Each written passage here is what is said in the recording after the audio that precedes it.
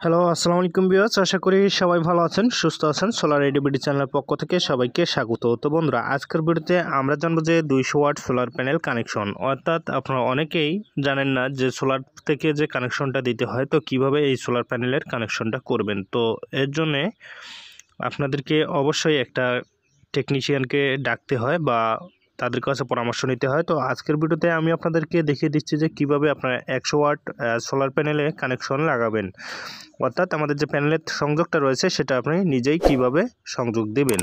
তো চলুন ভিডিওটি শুরু করা যাক। আর এখানে দেখতে পাচ্ছেন আমাদের যে প্যানেলটা রয়েছে, প্যানেলটা খোলার পর আমাদের সামনে এই রকমের 3টা সংযোগের কানেকশন দেখা যাবে, অর্থাৎ আপনারা 3টা সংযোগ দেখতে পারবেন। তো তার মধ্যে এখানে দেখতে পাচ্ছেন মাঝের যে কানেকশনটা রয়েছে এটাতে আমরা কোনো প্রকার সংযোগ দেব না। তো তারপরে হাতের আমাদের যে ডাইন পাশে যে রয়েছে এটা হচ্ছে প্লাস এবং মাইনাস রয়েছে আমাদের হাতের বাম পাশে।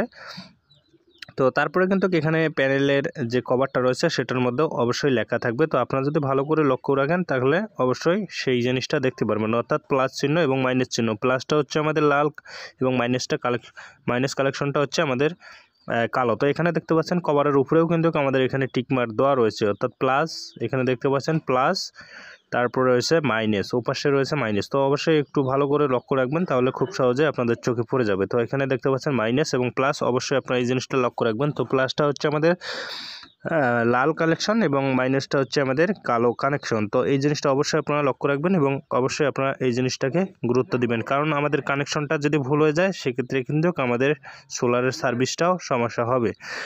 তো এর জন্য কভারটা খুলবেন। কভারটা খোলার পর আমাদের সংযোগটা কিভাবে দেব, তো এটা আমি এখন আপনাদের দেখিয়ে দেবো। তো সেই জন্য অবশ্যই আপনাদেরকে ভালো মানের সোলার তার ব্যবহার করতে হবে। তো এখানে যে তারটা আমি ব্যবহার করছি এটা হচ্ছে বিআরবির তার। তো অবশ্যই আপনারা সোলার প্যানেলের বিআরবির 7076 যে তারটা রয়েছে সেটা ব্যবহার করার চেষ্টা করবেন। তো এখানে দেখতে পাচ্ছেন আমরা কানেকশনটা দিয়েছি, মাঝের কানেকশনটা বাদ দিয়ে আমরা দুই পাশের যে কানেকশনটা রয়েছে, অর্থাৎ হাতের ডাইন পাশে যেটা এটা হচ্ছে আমাদের প্লাস এবং হাতের বাম পাশের যে কানেকশনটা রয়েছে এটা হচ্ছে আমাদের মাইনাস কানেকশন। তো অবশ্যই এখানে তারটা দেখতে পাচ্ছেন ভালো মানের তার অবশ্যই ব্যবহার করতে হবে, সেক্ষেত্রে কিন্তু আপনারা ভালো আউটপুট পাবেন এবং ভালো চার্জ পাবেন। তো অবশ্যই নর্মাল তার ব্যবহার করবেন না, সেক্ষেত্রে বিভিন্ন ধরনের বিভ্রান্তিত পড়তে পারেন। তো এখন আমরা এটাকে সংযোগ দেবো কিভাবে, তো এখন আমি আপনাদেরকে জাস্ট সিম্পল দেখিয়ে দিচ্ছি। তো অবশ্যই আপনারা সংযোগ দেওয়ার ক্ষেত্রে অবশ্যই আপনাকে একটা টেস্টার লাগবে এবং একটা প্লাস হলে আপনি এই সংযোগটি নিজেই করতে পারবেন। তো এখানে দেখতে পাচ্ছেন আমি যে সংযোগটা দিয়ে দিছি এখানে।